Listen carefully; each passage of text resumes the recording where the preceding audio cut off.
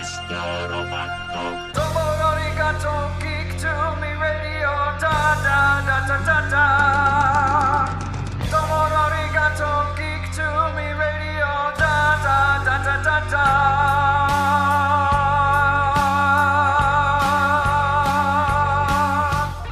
Welcome, geeks and nerds, girls and boys, to another all-new Geek to Me Radio. Today, we are talking all things X-Men. We'll be breaking down the Dark Phoenix trailer. We'll be rating our X-Men films and finding out exactly what might be going on now that the Disney Fox deal has been finalized. All that and more. Stand by. We're talking TV, comics and movies, and video games. And if you don't know Star Trek from Star Wars, we'll try to explain. There are 12 doctors for Hogwarts houses, one ring rules them all. To be the greatest Pokemon master, you must catch them all. You must catch them all. Try to catch them all. Gotta catch them all. Gotta catch them all. And if you're driving around the greater St. Louis area on this beautiful Sunday afternoon, thank you very much for tuning in on 105.3 FM or 1380 AM. Maybe you've got both of them going. Maybe you like that strange crackle, but you like the crystal clear FM. So that might be your thing, to have two different radios on two different channels listening to us. That's pretty cool. If you're hearing us after the fact in the podcast form on Google Play, SoundCloud, iTunes, or Podomatic, thank you very much for finding us there and subscribing. And of course, if you're hearing us out there in the world, streaming us on the World Wide Web, welcome to you as well. The Dark Phoenix trailer just dropped this week. It is the last gasp of the Fox franchise for the X-Men films going forward. Obviously, the Disney Fox deal has been finalized. This means that Marvel's Merry Mutants, as Stan Lee liked to call them, are going to be playing in the Marvel Cinematic Sandbox going forward after this. Whether or not we get a Dark Phoenix movie, I don't know. How that affects Deadpool, I'm not entirely sure about that either. Those will be details worked out by the lawyers and the corporate suits going forward as we get into more and more of the movies coming out in the 2019, 20, and 21 era of these films.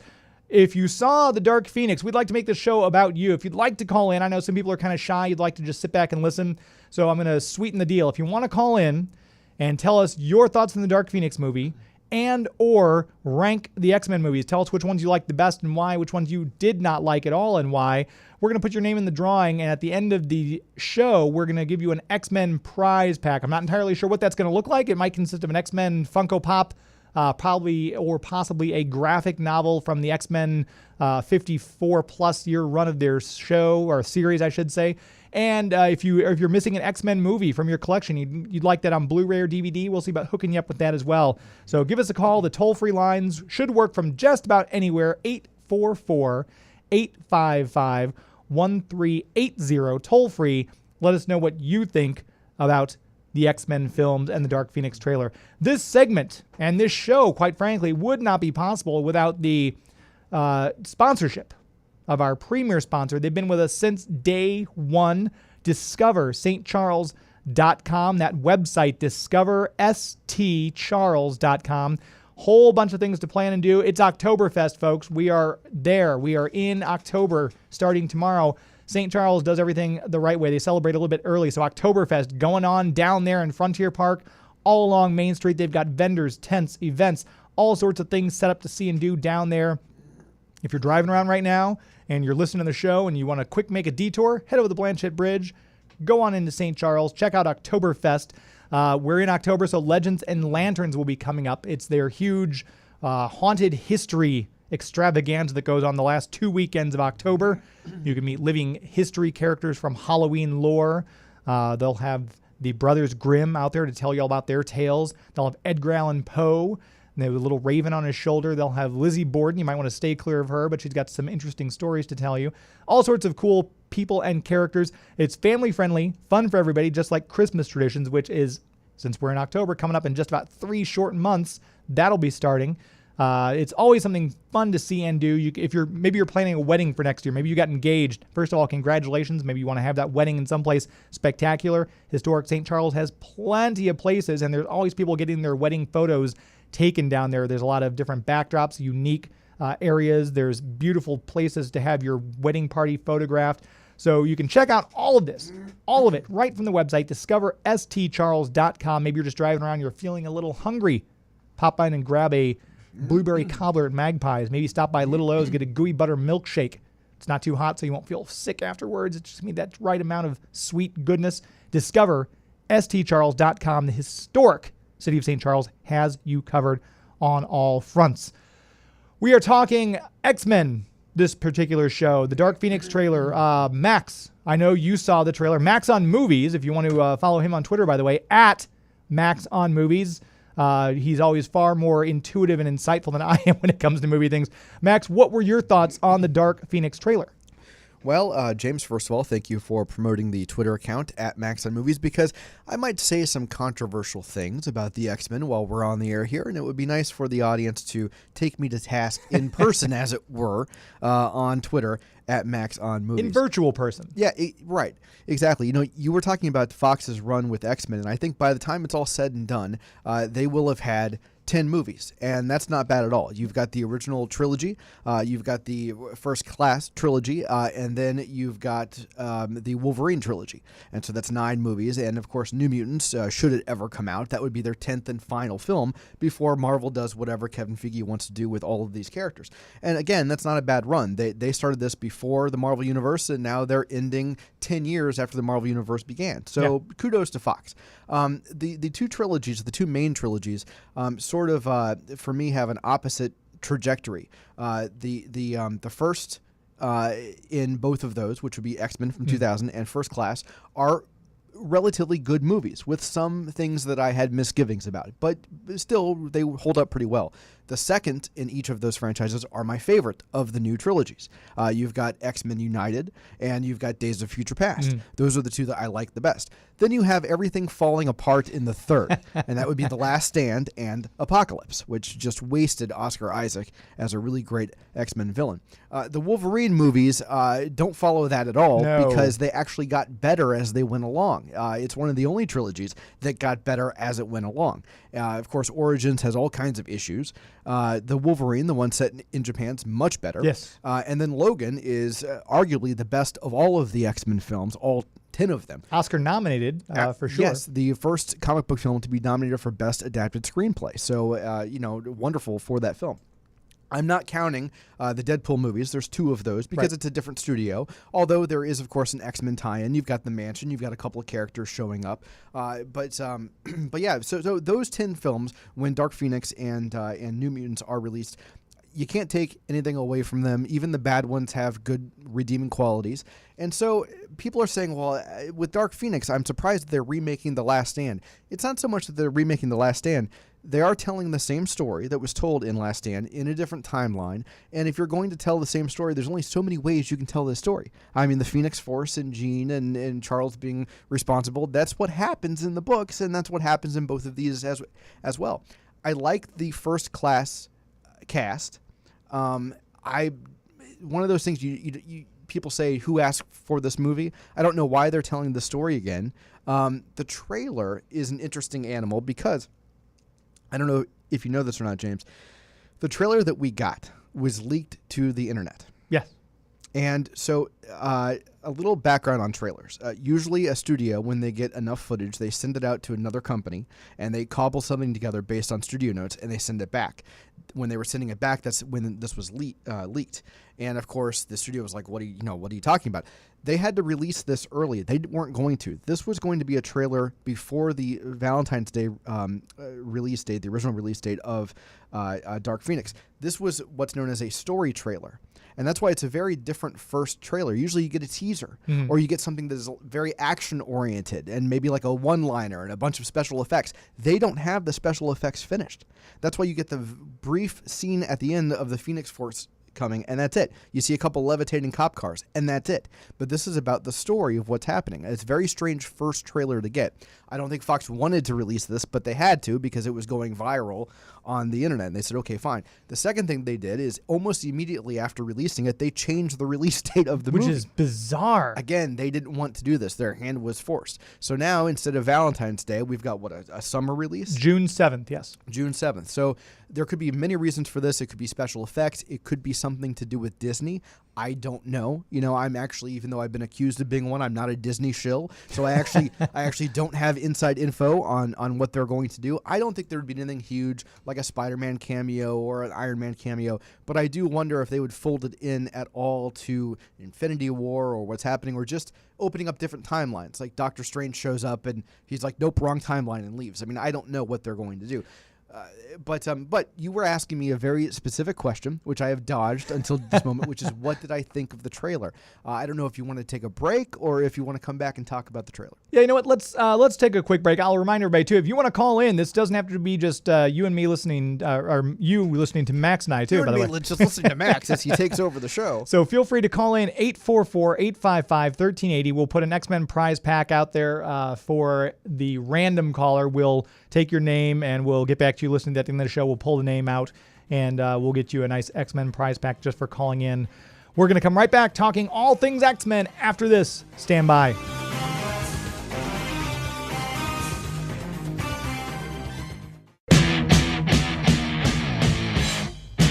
Hey guys, this is Raoul Coley and I play Dr. Ravi Chakrabarti on the CW's iZombie, and you're listening to Geek to Me Radio.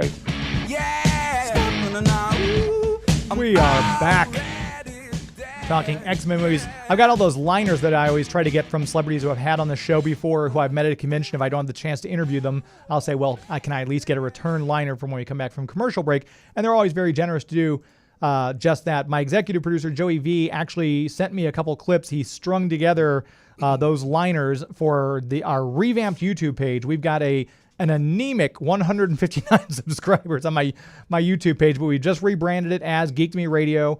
So it's a brand page now. If you want to go find that, and I'd love it if you would give us a subscription to that, because I'd like to break a modest goal of 200 before the end of October. So if I could get another 41 subscribers, that'd be great. Just go on YouTube, find Geek to Me Radio, but you can find our two most recent videos should be of all the Star Trek people we've had, which is Nichelle Nichols, we've had Robert Picardo, Brent Spiner, Gates McFadden.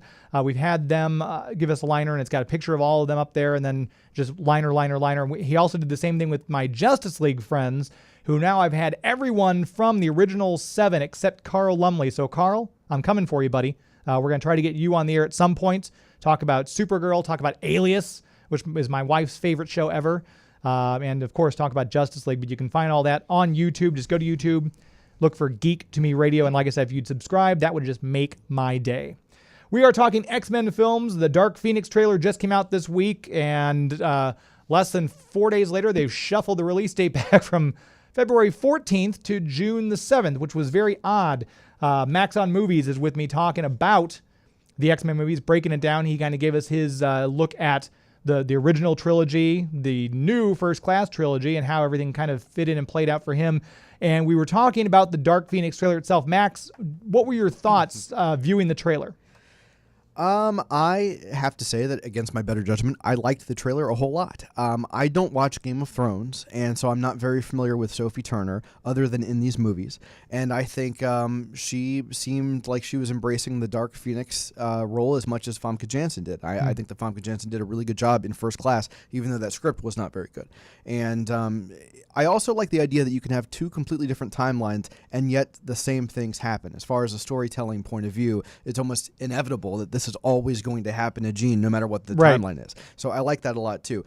We are all aware that Jennifer Lawrence is only doing these films because of contractual obligation. She said that on the press tour for the last two of them, I think. And it shows. It shows with her makeup and her outfit as Mystique. I don't know why she's wearing an X-Men uniform when she should be all scaly. Yeah. Except that she doesn't want to put on the scales, and she's a big star, and she doesn't have to do whatever she doesn't want to do. I do like that Fassbender as Magneto had an incredible line in the trailer, which is when Charles Xavier says, "I'm sorry," and Fassbender says, "You're always sorry, Charles," and then you give a speech and nobody cares. That's phenomenal. Very true. I'm a huge fan of the X-Men comics. I've read them. I own nearly all of them. And Dark Phoenix, obviously, if you were to point out in the X-Men history, they're almost 55 years now since the comic first debuted. And if you were to point out storylines, Dark Phoenix, I think, is going to be in everybody's top 5 of recognizable story arcs. Oh, sure. It's wonderful. I mean, that's one of my favorites. Astonishing, the Joss Whedon run is one of my favorites. Yeah, I liked Extinction Agenda was one of my favorites. X-Men, X-Factor, X-Force crossover. Fatal Attractions was very good. That was also very good. Yeah, there's like I said, there's probably at least 10 stories that people will probably point to, but we'll probably get some mix of those 10 in everyone's top 5. And again, if you want to call in, 844-855-1380. I know we don't normally solicit calls on the show, so maybe throwing you off. If you want to call in, feel free. If not, you want to sit back and listen, that's fine. We have no problem with that either. We appreciate your listening regardless. Dark Phoenix, I put out a blog post when they first announced that they were doing Dark Phoenix again, because my initial reaction was, why? I mean, Last Stand was not one of the better X-Men movies. There's a plethora of things wrong, and I could probably do a show just on what was wrong with X-Men 3. And I know, Max, you've said that before that was your least favorite of the original trilogy. Yes. But I don't understand why they're doing this story again. From what I've seen in the trailer, don't like the way they're telling it any better. I do like the inclusion that at least, Claremont's run on that. They've got more of the original characters than they had in the first one. They've got Nightcrawler there. They've got Storm. They've got Beast. Just that one show where it's got Xavier, Cyclops, Nightcrawler, Beast, and Storm. I'm like, okay, they're just missing Wolverine, and that almost be exactly. Beast was actually with the Avengers during that particular run of the comic books, and he flies in a Quinjet to help them out. So I like that scene. That right there just jumped out as that's a Claremont scene. I think the thing that's missing for comic book fans like us that probably won't even register to the regular people who go see this film. And you know what? People will go see it because, Fox hasn't sat around and made 10 movies because nobody goes to see them. I mean, Apocalypse did very well. Yeah. And I think this one will do very well, too. I mean, people who go to the theater and see the trailer will go, wow, look, it's Jessica Chastain and it's James McAvoy. And then they'll go. But for you and me, who've read Dark Phoenix and reread Dark Phoenix, and then read Avengers vs. X-Men, which had the Phoenix Force in it as well, which is a really, really fantastic series of books. The thing that's missing is the cosmic element. Yeah. I mean, Jean was so seduced by this Phoenix Force, she was destroying planets. That was the level of devastation. In this story trailer that we saw for Dark Phoenix, she levitates some cop cars. That's it. Yeah. Now, I'm not pretending she's not going to do more things, but it's all going to be terrestrial. It's all going to be here on the Earth, and it doesn't give you that sense of how amazing and terrifying the Phoenix Force is. And one of the things I mentioned, if they were going to do another X-Men movie, why are we getting Dark Phoenix in when I'd love to see them bring in the Shi'ar race and the Imperial Guard and have that whole cosmic element, bring in the Starjammers. That would be great. That was one of the things I'd like to see. I'd like to see the Brood as a villain. We've not seen it's like Aliens meets X-Men. I mean, the Brood run where they came in and took over Wolverine and tried to lay their eggs inside Wolverine. That was a fantastic. Those covers on that run of comic books. How have we had Kitty Pryde in 2 X-Men films and we don't have Lockheed? Yeah, that's true too. I mean, come on, he's phenomenal. Yeah, and his whole story is phenomenal. There's so much to be done. Like I said, there's 55 years of history we could go with. Instead of complaining about what they're not doing, let's talk about what they are doing, which is they're giving us another Dark Phoenix. And I have to say, I mean, I can sit here and say they shouldn't make this movie, but they are, and I think the trailer looks fine. I don't like the fact that my complaint about the X-Men movies thus far is very similar to my complaint about the Superman films, as we only see Lex Luthor as the bad guy. When Superman has a huge rogues gallery, I feel like Magneto's always there, and he's always the bad guy, but he's kind of good. Mm-hmm. I feel that's a crutch that the Fox X-Men movies have leaned on to the point where it's about to snap. So I would love to see an X-Men movie sans Magneto. I understand Jennifer Garner's contractually obligated, but Lawrence, thank you. As soon as I said that, that's not right. but I don't see why Mystique needs to be in this film. She has no bearing in the original story at all. Well, the nice thing is now that Marvel has taken this franchise over, because they've taken Fox over eventually, and again, it could be another 2 or 3 years, I think that when Kevin Feige decides how he's going to introduce the mutants into the Marvel Universe, because he will, because there's great characters there, I think that given what he's done with the other characters, I mean, putting Thor and Incredible Hulk and Iron Man, instead of Spider-Man, because legally, and he couldn't use Spider-Man. Right. Same thing here. He's not going to use Mystique and Wolverine. It's not going to happen. He's going to promote some, he's going to use Banshee or somebody that people aren't very familiar with, because he can mold that character how he wants to mold them. I mean, he used Scarlet Witch and Quicksilver, which are not the biggest X-Men characters. So yeah, I would love to see him actually do a proper First Class with the First Class. Give us Cyclops, Angel, Beast, Iceman, and Jean Grey. To me, the way to do this, and I think the other geeks out there might appreciate this, Elizabeth Olsen, since she's been the Scarlet Witch over the past couple of years, has read a couple of her big storylines, the book that she had with Vision. That was a 4-issue limited series, which I have, and of course also House of M. Yeah. And she was really enamored with House of M, and has talked to Kevin Feige about, I would like to do a spin-off movie about this. Let's say that for the MCU, they do a reverse House of M, where it was revealed that before leaving Sokovia, Scarlet Witch actually unwittingly had some sort of curse about no more mutants, and that's why there's never been any mutants in this universe. So she sort of does a reverse House of M and brings all the mutants back. That would be a great way to all of a sudden you have Hugh Jackman showing up and going, "Where am I?"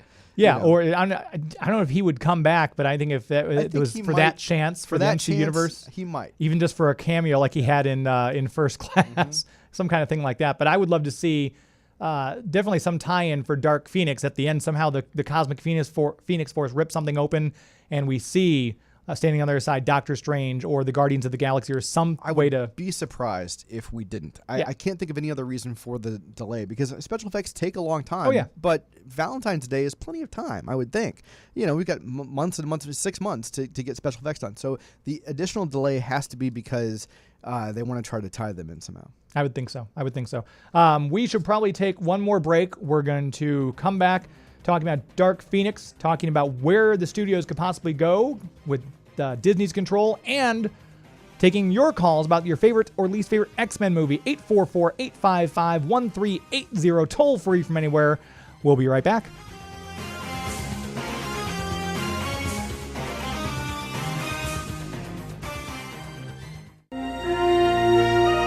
Hi, this is Brent Spiner. You're listening to Geek to Me Radio.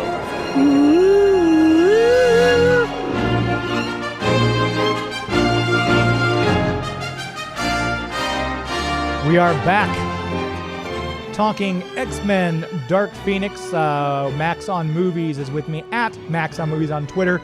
We were talking about how they moved the date from Valentine's Day to June 7th for the Dark Phoenix release. The last Valentine's movie I remember seeing as a superhero movie, the original Daredevil with Ben Affleck, came out on Valentine's Day weekend, and guess where I saw it? Ronnie's Theater.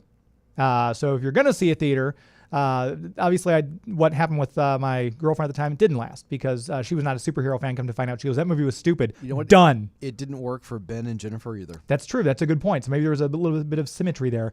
But I still enjoyed it nonetheless, because I saw it at it was then Warenberg, but Marcus Theater. If you're in the St. Louis area, Warenberg Theater is a staple. Marcus Theaters came and they bought that, and they did something I didn't think was possible. They made these Warenberg Theaters even better. Marcus has renovated the theaters in Chesterfield, that Ronnie's at De Pere, the St. Charles. I'm blown away every time I go in these theaters. The renovations they've done, everything is always clean. I love my movie-going experience. My wife and I just saw Peppermint at the De Pere Cinema. I didn't get to go to the screening, so I said, well, I want to see this movie. My wife, as I mentioned earlier, loves Alias. She loves Jennifer Garner. We went and saw Peppermint. She enjoyed it. I said it again. Did I do it wrong? No, this is just like the 5th time that we've talked about Jennifer Garner on This today's is. show, and she's not even an X-Man. Maybe she should be. Yeah. Maybe they should bring Elektra into the Marvel Cinematic Universe and have her meet the X-Men. Who knows? But it's not a Jennifer Garner day. It's an X-Men day. But if you're going to see Dark Phoenix, make your plans to do it at a Marcus Theater. They are in 11 different states. And you can go to the website, marcustheaters.com. They've always got some cool things going on. I'm excited because tomorrow is October. Retro Series October Fright Nights at Marcus Theaters. Select locations October 4th through the 27th. They're going to bring you on the big screen the original The Shining with Jack Nicholson, Shelley Duvall. October 4th through the 6th. Candyman, which they've just talked about. They're now doing a reboot/relaunch.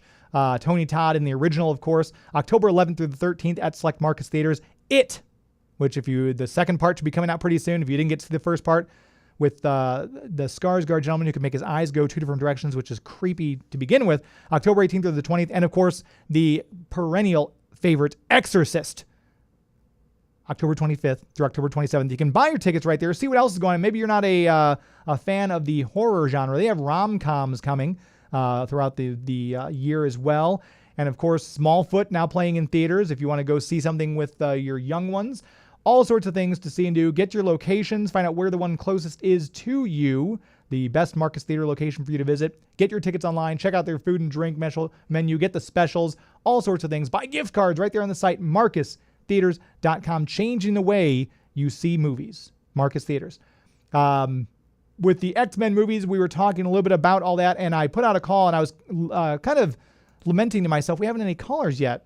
And again, it boils down to people don't like to be on air because my Twitter feed has lit up with the responses, though. So I love you guys. Thank you all for responding, at least by Twitter. That's great. I appreciate it. We have at Wolver Steve weighed in. He said, the Wolverine is his favorite of them all. Logan is awesome in every possible way, and I still adore X2.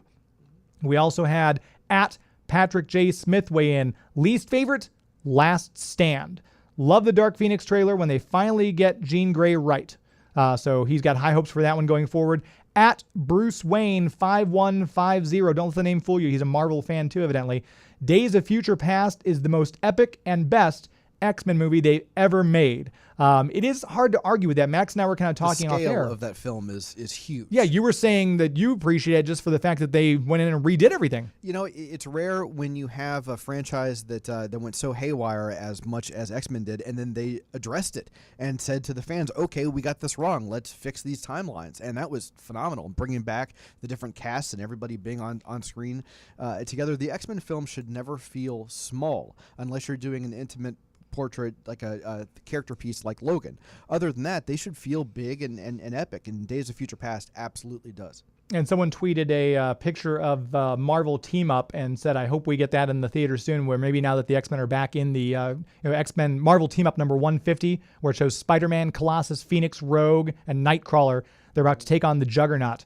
And it's the last issue of Marvel Team Up. And he said, I'd love to see this on the big screen. Well, you know, if we've learned anything about the past decade of what Kevin Feige has planned for the Marvel universe, he goes at these things slowly. Yeah. I mean, he's not DC, you know, giving us a Justice League within 2 years. I mean, he's going to take his time. So we might see a character here, a character there, but we're not going to see, you know, a big Infinity War thing. I mean, that took 10 years to have everybody on screen together. So I do think it'll be a slow rollout, but absolutely we will see these fan favorite characters within the Marvel universe. So for those of you who tweeted out your responses, thank you very much. If you don't want to call in again, feel free to tweet at us at Geek to Me Radio. You can go ahead and follow me on Twitter. Respond there. If you don't want to call in, that's perfectly fine. I respect the fact that not everyone likes to be on air. That happens a lot. I'll get calls and emails after the show say, well, love what you talked about. I mean, people don't want to be on the air? It's weird to us. Does not compute. As broadcasters, well, you're a broadcaster. I'm just a monkey behind a mic. But I think it's very funny that people wouldn't want to hear the sound of their voice. But then again, I listen to myself in playback when I'm editing these, and I hate the sound of my voice. So maybe that's just the way they feel as well. Though. Yeah. I'm just checking Twitter to make sure we don't have anybody else coming up here. Nothing else about that. No. So I think you and I were talking, and I've mentioned before, Max, you and I have kind of different tastes when it comes to movies. You'll like a movie that I'll hate, and vice versa. Absolutely. And that's the lovely, beautiful, wonderful thing about any great work of art is that people can have differing opinions about it. I mean, it's completely subjective. I love that about movies, books, music. I mean, it's, you know, you might love Beyonce, and I might love Britney Spears, and yet we're still pals. He says that because I'm wearing my Beyonce shirt right now. That's how he knows, Queen Bee. But I think that I disagreed with you as far as I don't like First Class. I don't like any of the First Class trilogy per se because it's like pizza. Even when it's bad, it's good. Well, I still like Days them. of Future Past has a lot of the original cast, Yes. though, because they were messing with the timeline. So you've got Anna Paquin back as Rogue. I mean, the Rogue cut especially has her towards the end. Yeah, you've got the DVD cut of the Rogue cut. I don't know why they dropped her other than just time-wise. I like the Rogue cut a whole lot. These Yeah. director's cuts. The director's cut, we just mentioned Daredevil with Jennifer Garner. We'll mention her again. So much better. Director's cut. I liked that movie to begin with. I don't know why people are so hard on it sometimes. I think Affleck was great. Yeah. I think that how they explained Daredevil's superpowers is actually better than the Netflix TV show. Yes. And Garner was fine as Elektra, even though her ethnic background is not the same as the character from the books. Michael Clark Duncan, come on. He would still be the Kingpin to this day had he not passed away. He's phenomenal. I in that love movie. what Vincent D'Onofrio is doing, but True. Michael Clark Duncan, the physicality he brought to that They role. just never would have cast anybody else. I mean, Yeah. he is the Kingpin. When it shows him standing, looking out the window, he's holding his cane, says, "Bring me bullseye." I mean, that's just Oh, it's that's great. Kingpin right great. there. It's great. But again, we're not talking Daredevil. Sorry, we keep getting sidetracked. We keep bringing Jennifer Garner into the mix. If we're playing a Jennifer Garner drinking game, then the audience is already pretty drunk. Exactly. But no, I liked First Class probably the least because I'm a comic fan. And I come at these movies. I know most people say, well, it's just a movie. I liked it. And I didn't know anything about the X-Men. Maybe that's why. And I admit I'm bringing these pre-prejudices with me into the film, but that was not the First Class. Oh, no, of course. I mean, if you're coming at it from a purist standpoint, then First Class is all wrong. I'm able to maybe step back a bit more and appreciate it as a film. However, when they treat a character as egregiously as they treated Emma Frost, January Jones not only miscast, but that's just not Emma Frost. No. And so even though I'm like, oh, okay, this isn't the First Class, but I kind of like the movie, oh, wait, this character's horrible. And that's one of the reasons why I didn't like First Class very much. And the things I liked about it, I'll start with that. The things I liked, I love the relationship between Fassbender and McAvoy as Xavier and Magneto. That was brilliant casting. And I don't know if you recently saw that Patrick Stewart will be back in Star Trek now.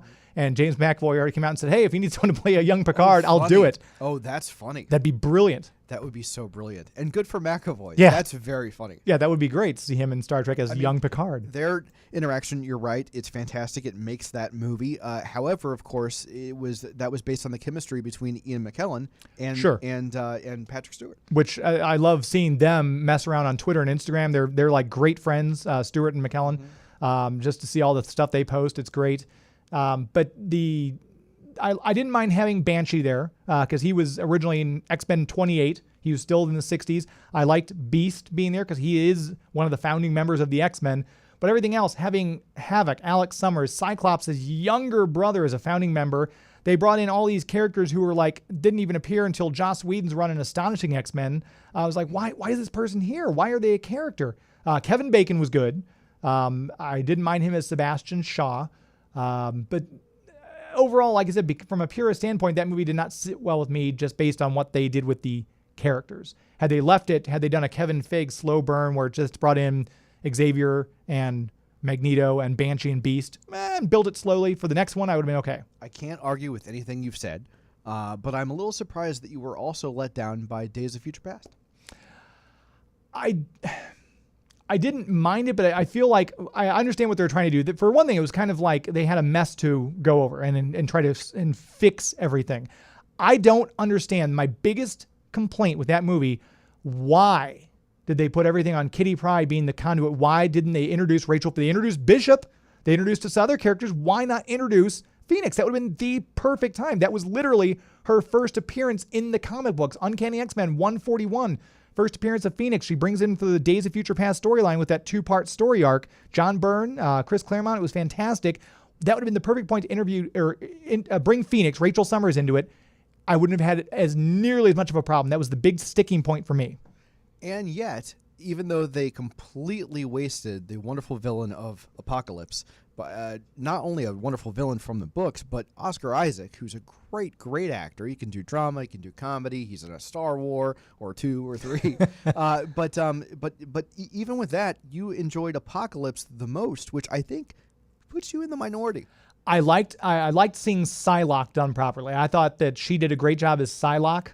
I liked Olivia Munn. She was great as Psylocke. She was also really good in Predator. I enjoyed her. I think she's got, as far as the action star, she might be the new Jennifer Garner, Yeah, don't say it.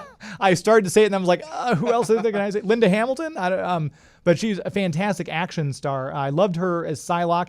I liked Storm. I thought that was a great. She had the mohawk, which I love that era of I know, Storm me with too, the mohawk. Me too, yeah. I Yeah, liked she was Cyclops. That he did a great job. The kid from Ready Player One. Why can't I think of anyone's name today? Ty Sheridan. Thank you so much. That's why I'm here. Exactly. Like I said, he's much better with the movie stuff than I am.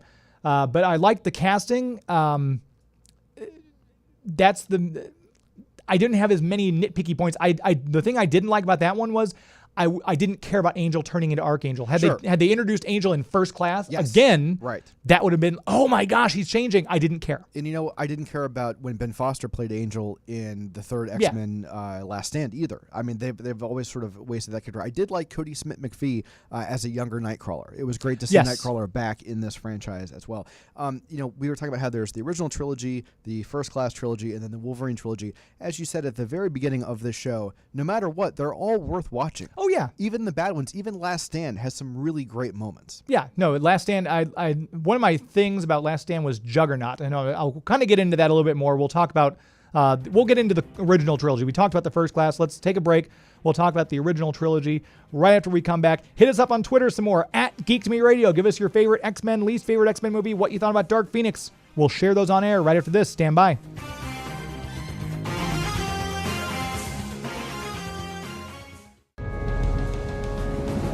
This is Matt King, the voice of Illidan Demon Hunter, and you're listening to Geek to Me Radio. We are back on Geek to Me Radio. I got a little carried away talking about the X-Men movies, so we're going to make this a slightly shorter segment, as Sean Connery would say. A slightly shorter segment. It's a Chicago way. Exactly. But I do want to mention we are social media savvy, and we'd love to see you, like some of our listeners. Thank you for those of you who tweeted your responses at us earlier. So even if you don't like to call in, you can follow us on Twitter at Geek to Me Radio, on Instagram at Geek to Me Radio, and of course our Facebook page, facebook.com/Geek to Me Radio. And I mentioned earlier in the show our new branded YouTube page. So go to YouTube, find Geek to Me Radio, and we'd appreciate a subscription there. Also, obviously, Max is my frequent guest, talking all things movies at Max on Movies. Are you on Instagram? You're on Instagram too. I follow you there. Yeah, I'm on Instagram, although I don't post all that often. But yeah, I'm on Instagram at Max on Movies and Twitter at Max on Movies. And I have a question about the YouTube side of things. Yeah. If somebody wanted to subscribe to your channel, the Geek to Me channel, how much would that cost them per month? $0. Wait a minute. I know. We're going to try to post more content there as well, but it is completely free. Just if you're on Google, if you have a Google account, if you're on YouTube and you mess around there, just click that subscribe button. It costs you $0, and we'd love to interact with you on YouTube as well. Can I say one more thing about the X-Men cinematic universe? Yeah. I would wonder, because Kevin Feige, of course, he has his own stable of writers. He kind of knows the story that he wants to tell, at least through Phase 4. And we've heard that there's rumors of a Black Widow movie coming and perhaps even an A-Force movie. But don't you think that somebody would come up to him and say, a good roadmap, maybe not straight adaptation, but a good roadmap of the stories we should be telling, the X-Men animated series. Yeah. The one that we've been playing the song from all hour, because that is sort of the introduction from a lot of us when we were young to those stories, and they did a pretty darn good job in a lot of these amazing epic stories. And had I had a little bit more foresight, I would have tried to get Eric and Julia Lewald on. We've had them on way back when we first started in our first year. We had them on to talk about the how beloved the X-Men animated series is, its longevity. Just celebrated its 25th anniversary last year. It's a great show. It's fantastic. I also have a soft spot for Evolution. I like Goth Rogue, and I like that team. Nightcrawler's little teeny kind of attitude. Yeah, I loved him in that as well. That was a great show as well. We're going to take one more break. We'll come back and wrap things up on Geek to Me Radio. Stand by.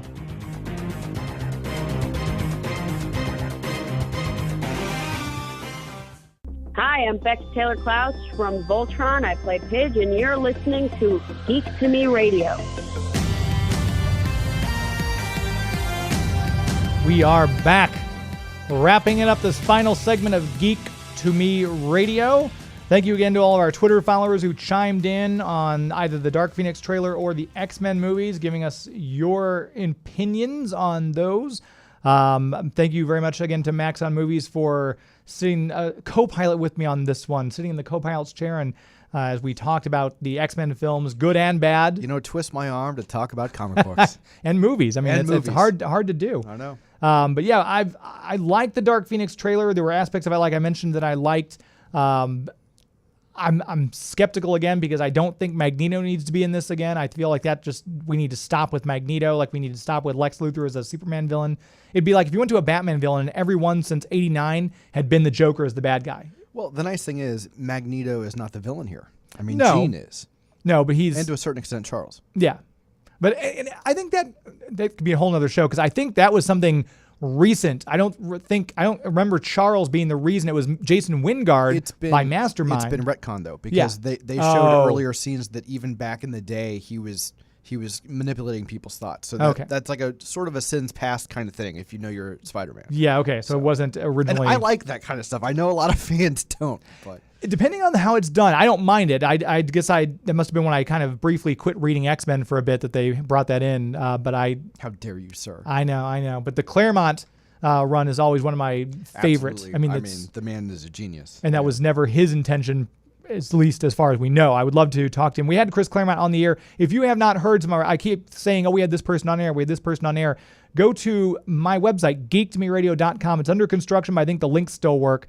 And find our podcast, and you can go back and listen to some of these. We had Chris Claremont on air talking about X-Men, talking about what he thought of New Mutants before we knew it was going to be shelved for who knows how long. Maybe forever. Yeah, and he also gave us his take on why things were going badly with the DC Universe, it's interesting to hear from someone, basically an expert's perspective, who knows these characters, wrote for these characters.